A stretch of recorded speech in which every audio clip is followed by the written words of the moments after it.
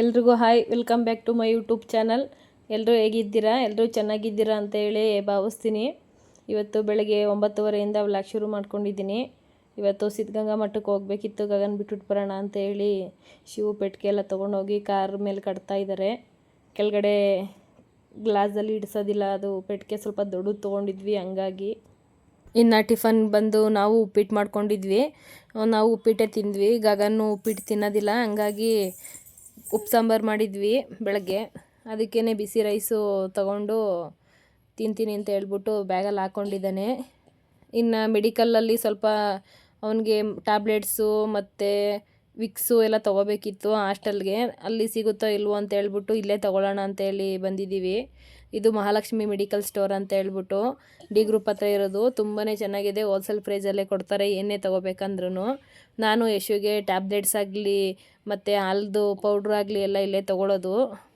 ಇವರು ನಮಗೆ ತುಂಬಾ ಫ್ರೆಂಡ್ ಆಗಿದ್ದಾರೆ ಅಂತಲೇ ಹೇಳ್ಬೋದು.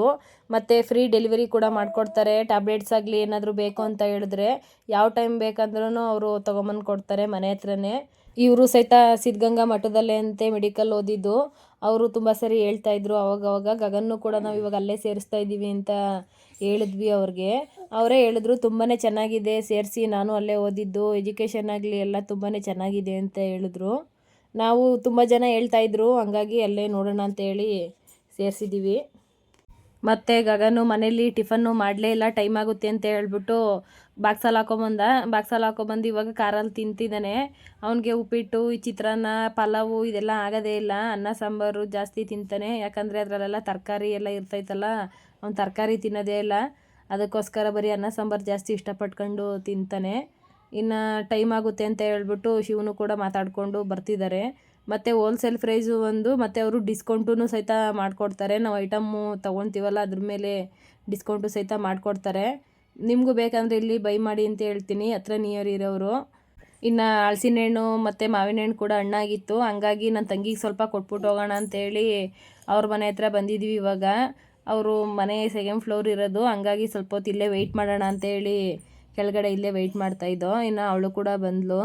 ಇನ್ನು ಬಂದಮೇಲೆ ಅವಳಿಗೂ ಕೂಡ ಕೊಟ್ಬಿಟ್ಟು ಇನ್ನು ನಾವು ಟೈಮ್ ಆಗುತ್ತೆ ಅಂತ ಹೇಳಿ ಹೊರಡ್ತಾ ಇದ್ದೀವಿ. ಇನ್ನು ಗೌರ್ಮೆಂಟ್ ಸ್ಕೂಲಲ್ಲಿ ಒಂದು ಮೆರವಣಿಗೆ ಮಾಡ್ತಾಯಿದ್ರು ಸ್ಕೂಲ್ ಮಕ್ಕಳನ್ನ, ಮತ್ತು ಪ್ರೈವೇಟ್ ಸ್ಕೂಲಲ್ಲೂ ಎರಡೂ ಮೆರವಣಿಗೆ ಮಾಡ್ತಾಯಿದ್ರು, ಏನೋ ಫಂಕ್ಷನ್ ಮಾಡ್ತಾಯಿದ್ರು. ಹಂಗಾಗಿ ಯಶು ಅವ್ರನ್ನ ನೋಡ್ಕೊಂಡು ನಿಂತ್ಕೊಂಡ್ಬಿಟ್ಟಿದ್ದಾಳೆ. ಅವರು ಜೋರಾಗಿ ಕಿರ್ಚ್ಕೊಂಡು ಹೋಗ್ತಾರಲ್ವ ರೋಡಲ್ಲಿ, ಹಂಗಾಗಿ ಅವ್ರನ್ನ ಕೂಗ್ತಿದ್ದಾಳೆ. ಅವ್ರಿಗೆ ಕೇಳಿಸ್ತಾನೆ ಇಲ್ಲ ಅದು, ಆ ಥರ ಜೋರಾಗಿ ಕಿರ್ಚೋದು. ಅವ್ರು ಹೆಂಗೆ ಕಿರ್ಚ್ತಾರೆ ಇವಳು ಹಂಗೆ ಕಿರ್ಚೋದು ಎಲ್ಲ ಮಾಡ್ತಾಳೆ ಈ ನಡುವೆ. ನೋಡಿ, ಈ ನಡುವೆ ಅಂತೂ ಯಶು ಕೆಳಗಡೆನೇ ಕುತ್ಕೊಳ್ಳಲ್ಲ, ಕಾರ್ ಹತ್ತಿದ್ರೆ ಸಾಕು ಯಾವಾಗಲೂ ನಿಂತ್ಕೋಬೇಕು, ಮಿರರಲ್ಲಿ ಕೂಗಬೇಕು, ಮತ್ತು ಕಿಟಕಿಲಿ ನೋಡಬೇಕು ಎಲ್ಲರನ್ನೂ ಅಂತ ಹೇಳಿ ಆಟ ಮಾಡ್ತಾಳೆ. ಇನ್ನು ನಮಗಂತೂ ಯಶು ಬೆಳೆದಿದ್ದೇ ಗೊತ್ತಾಗಲಿಲ್ಲ, ತುಂಬ ಫಾಸ್ಟಾಗಿ ಬೆಳವಣಿಗೆ ಆಗ್ಬಿಟ್ಲು. ನನಗಂತೂ ಅವಳನ್ನ ಸಾಕ್ತಂಗೆ ಅನ್ನಿಸ್ತಾ ಇಲ್ಲ. ಅಂದರೆ ಈ ನಡುವೆ ಸ್ವಲ್ಪ ಬುದ್ಧಿ ಬಂದಿದೆ ಅಲ್ವಾ, ಹಂಗಾಗಿ ಸ್ವಲ್ಪ ಹಠ ಮಾಡ್ತಾಳೆ. ಹಂಗಾಗಿ ಅಂದರೆ ಎಲ್ಲ ಮಕ್ಕಳು ಥರ ಮಾಮೂಲಿ ಏನು ಹಠ ಮಾಡೋದಿಲ್ಲ, ಸ್ವಲ್ಪ ಪರವಾಗಿಲ್ಲ ಅಂತ ಹೇಳ್ಬೋದು ಇವಳು. ಇವಾಗಿನ ಮಕ್ಕಳು ಸಾಕೋದೇ ತುಂಬ ಕಷ್ಟ ಅಂತ ಹೇಳ್ತಾರೆ ಎಲ್ಲರೂ. ಅದೊಂದು ಇವಾಗ ಕಂಪ್ಯೂಟ್ರ್ ಕಾಲ ಬೇರೆ, ಮಕ್ಕಳು ಈ ನಡುವೆ ಅಂತೂ ತುಂಬಾ ಹಠ ಮಾಡ್ತವೆ. ಮೊದಲೆಲ್ಲ 4-5 ಮಕ್ಕಳು ಸಾಕ್ತಿದ್ವಿ, ನಮಗೆ ಸಾಕ್ತಂಗೆ ಅನ್ನಿಸ್ಲಿಲ್ಲ. ಇವಾಗ ಒಂದೊಂದು ಮಕ್ಕಳು ಸಾಕೋದೇ ಇಷ್ಟೊಂದು ಕಷ್ಟ ಅಂತ ಹೇಳ್ತಾ ಇರ್ತಾರೆ ಯಾವಾಗ್ಲೂ ಎಲ್ಲರೂ. ನಮ್ಮ ಮಗಳು ಆ ಥರ ಏನಿಲ್ಲ. ಇನ್ನು ಗಗನು ತುಂಬಾ ಹಠ ಮಾಡ್ದ, ತುಂಬಾ ತೀಟಿಕೆ ಮಾಡೋನು. ಅವನಂತೂ ಈಗಲೂ ನಮಗೆ ಕಂಟ್ರೋಲ್ ಮಾಡೋಕ್ಕೈತಾ ಇಲ್ಲ. ಯಶು ಆ ಥರ ಏನಿಲ್ಲ, ತುಂಬಾ ಒಳ್ಳೆ ಬುದ್ಧಿ ಕಲ್ತಿದ್ದಾಳೆ ಅಂತಲೇ ಹೇಳ್ಬೋದು. ಇನ್ನು ನಮ್ಮ ಅಕ್ಕಪಕ್ಕ ಮನೆಯವರು, ನಮ್ಮ ರಿಲೇಷನ್ಗಳು ಇಲ್ಲಿ ಹೊರಗಡೆ ಓಡಾಡಬೇಕಾದ್ರೆ ಅವರು ಇವರು ಎಲ್ಲ ನೋಡ್ತಾರಲ್ಲ, ಪರವಾಗಿಲ್ಲ ನಿಮ್ಮ ಹುಡುಗಿ ತುಂಬಾ ಸೈಲೆಂಟು, ಅಷ್ಟೇನು ತೀಟೆ ಮಾಡಲ್ಲ, ನಮ್ಮ ಹುಡುಗಿ ಹಂಗೆ, ನಮ್ಮ ಪಾಪು ಹಂಗೆ ಹಿಂಗೆ ಅಂತ ಹೇಳ್ತಾ ಇರ್ತಾರೆ. ಆದರೆ ಯಶು ಆ ಥರ ಏನಿಲ್ಲ. ಇವಳ್ದೊಂದು ಕೆಟ್ಟ ಅಭ್ಯಾಸ ಏನಂತ ಅಂದರೆ, ಜೆಂಟ್ಸ್ನ ನೋಡಿದ್ರೆ ಅಳ್ತಾಳೆ. ಜೆಂಟ್ಸು ಯಾರು ಎತ್ಕೊಳ್ಳೋಂಗೂ ಇಲ್ಲ, ಯಾರು ಮಾತಾಡ್ಸೋಂಗೂ ಇಲ್ಲ ಅವಳನ್ನ, ಬರೀ ಲೇಡೀಸೇ ಎತ್ಕೋಬೇಕು. ಇನ್ನು ಶಿವು ಗಗನ್ ಎತ್ಕೊಂಡ್ರೆ ಏನೂ ಇಲ್ಲ, ಬೇರೆ ಯಾರೇ ಎತ್ಕೊಳಕ್ಕೆ ಹೋದ್ರೂ ಅಂತೂ ಫುಲ್ಲು ಅಳ್ಳಿಕ್ಕೆ ಶುರು ಮಾಡ್ಕೊಬಿಡ್ತಾಳೆ. ಅದರೊಳಗಂತೂ ನನ್ನ ತಮ್ಮ ಅವಳನ್ನ ನೋಡೋಂಗೆ ಇಲ್ಲ, ಅವಳು ನೋಡಿದ್ರೆ ಸಾಕು ಫುಲ್ಲು ಜೋರಾಗಿ ಅಳ್ಳಿಕ್ಕೆ ಶುರು ಮಾಡ್ಕೊಂಡೇ ಬಿಡ್ತಾಳೆ ಈ ನಡುವೆ.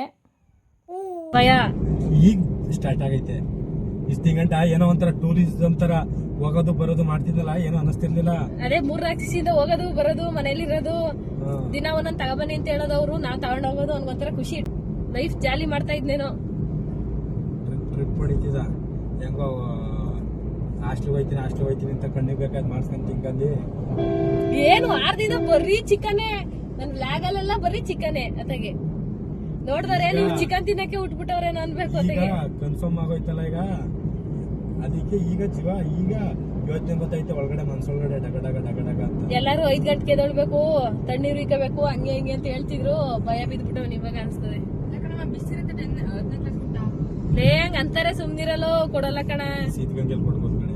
ಹೌದಾ? ವಿಚಾರಿಸಿ ನೋಡಂತಡಿ. ಹಾಸ್ಟೆಲ್ ಇವ್ರವ್ರಲ್ಲ ವಾರ್ಡನು, ಅವ್ರನ್ನ ಎಲ್ಲಾ ತರ ಕೇಳೋಣ ಹೆಂಗೆ ಏನು ಅಂದ್ಬಿಟ್ಟು ನೋಡೋಣ. 10ನೇ ಕ್ಲಾಸ್ ಗಂಟ ಅಷ್ಟೇ, ಅದ್ರ ಮೇಲೆ ತಣ್ಣಗೆ ಒಟ್ಟಲ್ಲಿ ಹಾಸ್ಟೆಲ್ಗೆ ಹೋಗಕ್ಕೆ ಫುಲ್ ಖುಷಿಯಾಗಿದ್ದಿ ತಾನೆ? ಒಳಗಡೆ ಮಾತಾಡು. ಒಳಗಡೆ ಜೀವ ಡಗ ಡಗ ಅಂತ ಇರ್ತದೆ, ನಮ್ಗ್ ಗೊತ್ತಿಲ್ವಾ? ಖುಷಿಯಾಗಿ ಅವನಪ್ಪ, ಒಟ್ನಲ್ಲಿ ಏನೋ ಜೋಶಲ್ಲ ಅವನೇ. ಅದು ಎಲ್ಲಿ ಗಂಟ ಒಂಚೂರು ಮುಂದಕ್ಕೆ ಒಂಚೂರು ಒಂದು ಐಸ್ ಕೇಕು ಎಲ್ಲ ತಿನ್ನೋ ಗಂಟ. ಐಸ್ ಕೇಕ್ ಬೇಕಾ? ಐಸ್ ಕೇಕ್ ಬೇಕಪ್ಪ. ಇನ್ನ ಇವನ್ ಜೊತೆ ಇಲ್ಲೇ ಒಂದು ಹುಡುಗ ಓದ್ತಾ ಇದ್ದ, ಅವನು ಕೂಡ ಮಠಕ್ಕೆ ಹೋಗಿದ್ದಾನೆ. ಹಂಗಾಗಿ ನಾನು ಹೋಗ್ತೀನಿ ಅಂತ ಹೇಳ್ಬಿಟ್ಟು ಖುಷಿಯಿಂದ ಹೋಯ್ತವನೆ. ಜೊತೆಗೆ ಅವನು ಸಿಗ್ತಾನಲ್ಲ ಹೆಂಗೋ ಅಂತ ಹೇಳ್ಬಿಟ್ಟು ನೋಡಬೇಕು ಏನು ಮಾಡ್ತಾನೋ ಗೊತ್ತಿಲ್ಲ. ಹೋದ್ಮೇಲಂತೂ ನಮಗಂತೂ ಅಳ್ಕೊಂಡು ಫೋನ್ ಮಾಡ್ತಿದ್ರೆ ಅಷ್ಟೇ ಸಾಕಪ್ಪ ಅನ್ನಂಗೆ ಆಗ್ಬಿಟ್ಟದೆ. ಅಲ್ಲಿ ನೋಡಿದ್ರೆ ಹುಡುಗರುಗಳನ್ನ ಹೊಟ್ಟೆ ಉರಿತದೆ. ಇಲ್ಲಿ ತುಮಕೂರ್ಗೆ ಹೋಗೋಣ ಅಂತ ಬಂದಿದ್ದೀವಲ್ಲ, ಹಂಗಾಗಿ ನಮ್ಮ ಮನೆಯವರು ಇಲ್ಲೇ CNG ಫುಲ್ ಮಾಡ್ಸೋಣ ಅಂತೇಳಿ ಮಾಡಿಸ್ತವ್ರೆ. ಇಲ್ಲಿ ಪ್ರೆಜರು ತುಂಬಾ ಕಡಿಮೆ ಇರುತ್ತೆ. ಇಲ್ಲೊಂದೇ ಬಂಕ್ ಇರೋದು ಈ ಕಡೆ. ಅದು ಬಿಟ್ಟರೆ ಇನ್ನು ಸ್ವಲ್ಪ ಮುಂದೆ ಇದೆ ಅಂತೆ. ನಮಗೆ ಇಲ್ಲಿ ಹತ್ರ ಆಗುತ್ತಲ್ಲ ಅಂದ್ಬಿಟ್ಟು ಇಲ್ಲೇ ಹಾಕ್ಸ್ಕೊತಾ ಇದ್ದೀವಿ. ಇಲ್ಲಿ ಪ್ರೆಜರು ತುಂಬ ಅಂದರೆ ತುಂಬಾ ಕಡಿಮೆ ಇರುತ್ತೆ. ಯಾವಾಗ ಬಂದ್ರೂ ಫುಲ್ಲು ಕಡಿಮೆನೇ ಇರುತ್ತೆ. ನಾವು ಒಂದು ವಾರದಿಂದ ಬಂದು ಹೋಗಿ ನೋಡ್ತಾನೆ ಇದ್ದೀವಲ್ವ, ಹಂಗಾಗಿ ಪ್ರೆಜರು ಕಡಿಮೆ ಅಂತಂದರೆ ತುಂಬಾ ಕಡಿಮೆ. ಇಲ್ಲಿ ಯಾರೂ ಹಾಕ್ಸ್ಕೋಬೇಡಿ ಅಂತ ಹೇಳಿ ಹೇಳ್ತಾ ಇದ್ದೀನಿ. ಇನ್ನು ಯಶುನ ತುಂಬ ಹಚ್ಕೊಂಬಿಟ್ಟಿದ್ದಾನೆ ಗಗನು. ಯಶುನು ಕೂಡ ಅವನ್ನ ಚೆನ್ನಾಗಿ ಹಚ್ಕೊಂಬಿಟ್ಟಿದ್ದಾಳೆ. ಇನ್ನು ಇಬ್ಬರು ಇವತ್ತು ದೂರ ದೂರ ಆಗಿಬಿಡ್ತಾರೆ. ಮತ್ತೆ ಇನ್ನು ಯಾವತ್ತು ಕರ್ಕೊಬರ್ತೀವೋ ಅವತ್ತೇ ಅವನು ಮೀಟ್ ಮಾಡೋಕ್ಕಾಗೋದು. ಇಲ್ಲ ನಾವು ಯಾವಾಗ ನೋಡೋಕೆ ಹೋಗ್ತೀವಿ ಅವಾಗ ಅವನ್ನ ನೋಡ್ಬೋದು ಅಷ್ಟೇ. ಅಪ್ಪು ಅಪ್ಪು ಚಿನ್ನ ಯಾರವನು? ಯಾರು ಕುಳ್ಳವನು? ರಂಗ ಅವನು ರೂಪಲ್ಲಿ ಚಿನ್ನ ನೋಡ್ತಾನೆ.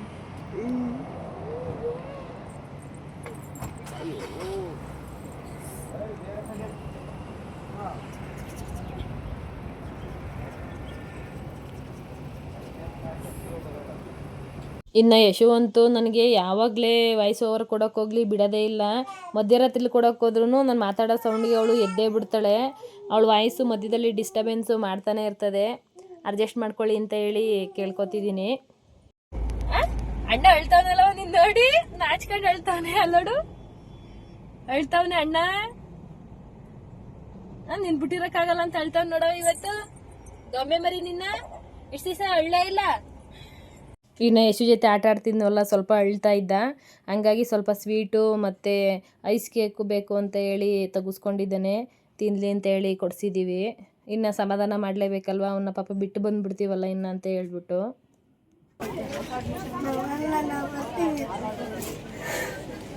ಯಾಕೆ ಹೇಳ್ತಾನೆ? ಊರಿಗೆ ಹೋದಕ್ಕ ಇವಾಗ ಸರಿ ಸೇರ್ಕೊಂಡಿರೋದು. ಎಷ್ಟನೇ ಕ್ಲಾಸು ನೀನು?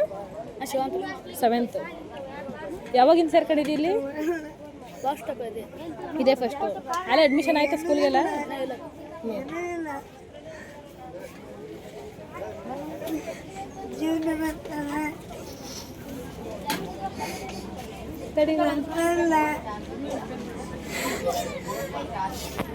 ಇನ್ನು ಹಾಸ್ಟೆಲ್ ಹತ್ರ ಬಂದು ಕಾರ್ ಹಿಡಿತಿದ್ದಂಗೆ ಒಂದು ಹುಡುಗ ಫೋನ್ ಮಾಡ್ಕೊಂಡು ಅವ್ರ ಅಮ್ಮಂಗೆ ತುಂಬಾ ಅಳ್ತಾ ಇತ್ತು. ನನಗೆ ಅದು ನೋಡಿ ಹೊಟ್ಟೆ ಉರಿದು ಹೋಗ್ಬಿಡ್ತು ಫುಲ್ಲು.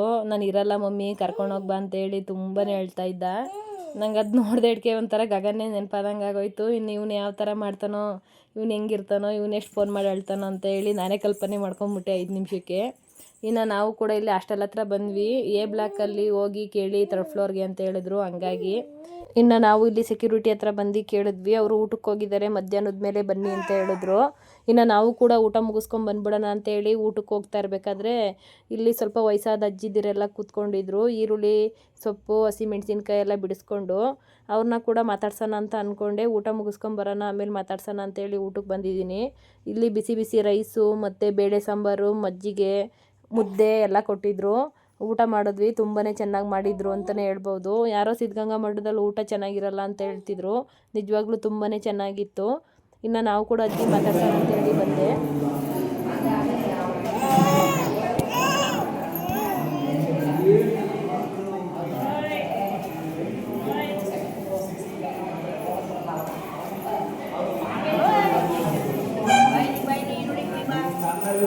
ಇನ್ನು ಅಜ್ಜಿದಿರನ್ನ ನೋಡ್ಬಿಟ್ಟು ಯಶು ನಮ್ಮಮ್ಮ ಅಂತ ಅಂದ್ಕೊಂಡು ಅಜ್ಜಿ ಅಜ್ಜಿ ಅಂತ ಹೇಳಿ ಅಯ್ಯೋ ಅಂತ ಕೂಗ್ದಿದ್ಲು. ಇನ್ನು ಅವರು ಕೂಡ ಮಾತಾಡ್ಸಿದ್ರು ಯಶುನ. ಇನ್ನು ನಾವು ಕೂಡ ಹಾಸ್ಟೆಲ್ ಹತ್ರ ಬಂದ್ವಿ ಅಪ್ಲಿಕೇಶನ್ ಇಸ್ಕೊಳ್ಳೋಣ ಅಂತೇಳಿ. ಇದೇ ರೋಡು ಐತೆ ಗಗನ ಇರೋವಂಥದ್ದು. ಫುಲ್ಲು ಖಾಲಿ ರೂಮ್ ಇರುತ್ತೆ. ಈ ಥರ ಇದು ಒಂದೆರಡು ಸಜ್ಜಗಳಿರುತ್ತೆ, ಬೆಡ್ಶೀಟು ಚೇರ್ ಏನಾದ್ರು ಇಟ್ಕೊಳಕ್ಕೆ. ಇಲ್ಲಿ ಕಬೋರ್ಡ್ಗಳು ಇದ್ದಿದ್ದು ಇನ್ನು ಯಾರು ಹುಡುಗರು ಈ ರೂಮ್ಗೆ ಬಂದಿಲ್ಲ. ಹಂಗಾಗಿ ಇಲ್ಲೆಲ್ಲ ನೀಟಾಗಿದೆಯಾ ಏನೋ ಅಂತೇಳಿ ನೋಡಿಕೊಂಡು ಮತ್ತು ಪೆಟ್ಟಿಗೆ ಎಲ್ಲ ಇಟ್ಬಿಟ್ಟು ನೀಟಾಗಿ ಬೀಗ ಹಾಕು ಅಂತ ಹೇಳಿ ಗಗನ್ಗೆ ಎಲ್ಲನೂ ತೋರಿಸ್ಬಿಟ್ಟು ಇನ್ನು ಏರ್ ಕಟಿಂಗ್ ಮಾಡಿಸಿ ಅಂತ ಹೇಳಿದರು. ಇದು ಸಿದ್ಧಗಂಗಾ ಮಠದವ್ರಿಗೆ ಕಟಿಂಗ್ ಮಾಡ್ತಾರಂತೆ. ಹಂಗಾಗಿ ಅದನ್ನು ಕೂಡ ಮಾಡ್ಸೋಣ ಅಂತ ಹೇಳಿ ಕರ್ಕೊಂಡು ಬಂದಿದ್ದೀವಿ. ನನ್ನ ಮಗ ಎಷ್ಟು ಬುದ್ಧಿವಂತ, ಯಾಕೆ ನಾವು ಹಾಸ್ಟ್ಲಿಗೆ ಆಗ್ತಾಯಿದ್ದೀವಿ ಅಂತ ಈ ವಿಡಿಯೋ ನೋಡಿದ್ರೆ ಗೊತ್ತಾಗುತ್ತೆ. ಹಿಂದಕ್ಕೆ ತಿರ್ಗ ಓ ಹೀರೋ ಮುಂದೆಗಡೆ ಏನು ಟೋಕನ್ ಥರ ಕಾಣ್ತದಲ್ಲ, ಫುಲ್ ಮಿಶೀರ್ ಹಾಕ್ಬಿಟ್ಟಾರ.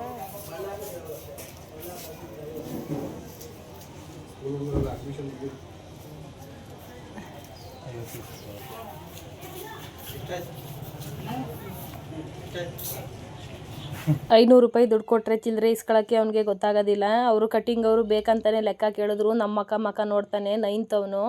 ಹಂಗಾಗಿ ನಮಗೆ ಸಿಕ್ಕಾಬಿಟ್ಟೆ ಬೇಜಾರಾಗಿ ಎಲ್ಲಿ ಸೇರಿಸಿದ್ರು ಅವನು ಓದ್ತಾನೆ ಇಲ್ಲ. ಅದಕ್ಕೆ ಸಿದ್ಧಗಂಗಾ ಮಠಕ್ಕೆ ಹಾಕ್ತಿರೋದವನ್ನ.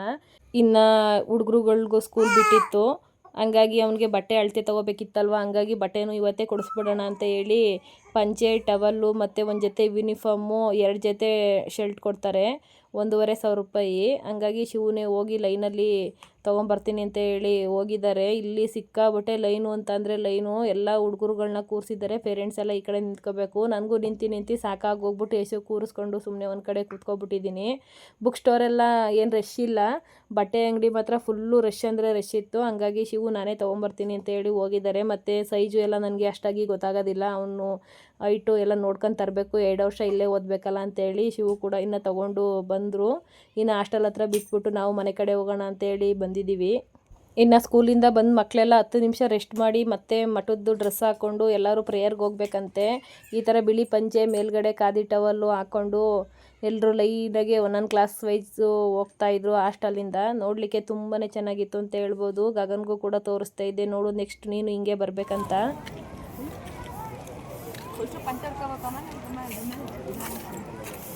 ಇನ್ನು ನಾವು ಕೂಡ ಹಾಸ್ಟೆಲ್ಗೆ ಬಿಟ್ಬಿಟ್ಟು ಎಲ್ಲರ ಹತ್ರ ವಾರ್ಡನ್ ಹತ್ರ ಎಲ್ಲ ಮಾತಾಡಿ ನೀಟಾಗಿ ನೋಡ್ಕೊಳ್ಳಿ ಅಂತ ಹೇಳಿ ಇನ್ನು ಮನೆ ಕಡೆ ಟೈಮ್ ಆಗುತ್ತೆ ಅಂತ ಹೇಳಿ ಹೊರಡ್ತಾ ಇದ್ದೀವಿ. ಇನ್ನು ಗಗನು ಮತ್ತೆ ವಾಪಸ್ ಬಂದ.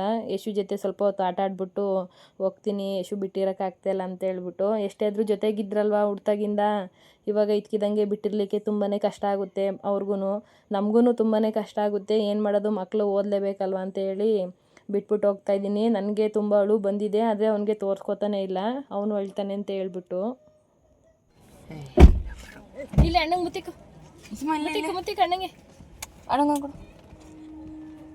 ತಲೆ ಹಿಡ್ಕೊಂಡು ಗುಂಜ ಅಣ್ಣನ ನೋಡಿ ಹೆಂಗೆ ತಲೆ ಹಿಡ್ಕೊಂಡು ಗುಂಜು ಅಂದ್ರೆ ನೋಡಿ. ಸಾಕು ಸಾಕು ಸಾಕು ಸಾಕು ಸಾಕು ಸಾಕು ಸಾಕು ಬೈ ಸಾಕು ಸಾಕು ಸಾಕು ಮಗ ಧೈರ್ಯವಂತ ಅಳಲ್ಲ. ಇವತ್ತೊಂದು ಬ್ಲಾಗ್ ಇಷ್ಟ ಫ್ರೆಂಡ್ಸ್. ಇಷ್ಟ ಆಗಿದ್ರೆ ಲೈಕ್ ಮಾಡಿ, ಕಮೆಂಟ್ಸ್ ಮಾಡಿ, ಶೇರ್ ಮಾಡಿ, ದಯವಿಟ್ಟು ಸಬ್ಸ್ಕ್ರೈಬ್ ಮಾಡ್ಕೊಂಡು ನೋಡಿ.